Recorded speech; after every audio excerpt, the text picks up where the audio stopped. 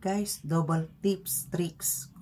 Paano malaman ng mga friends mo kung ikaw ay online sa Facebook at Messenger? Karamihan kasi, nag-o-off lang sa Messenger. Hindi nila alam na meron pa sa ating Facebook main na nakalagay doon is active pa. So, paano nga ba?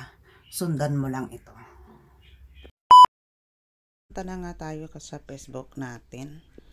Dito tayo sa left side.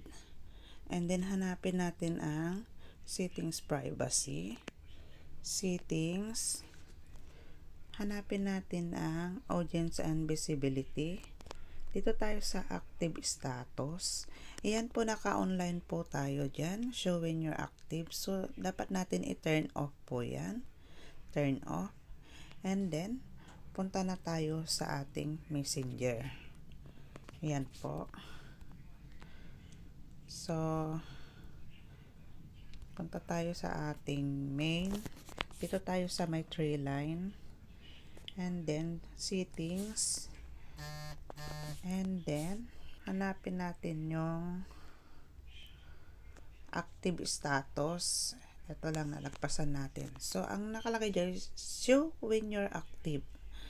And then, show when you're active together. So, i-turn off lang natin po yan na dalawa. Pause. Ayan. Ganyan lang po. I-turn off nyo lang po. So, ganun lang po. Thank you for watching. Sana may natutunan ka sa video na ito. Thank you.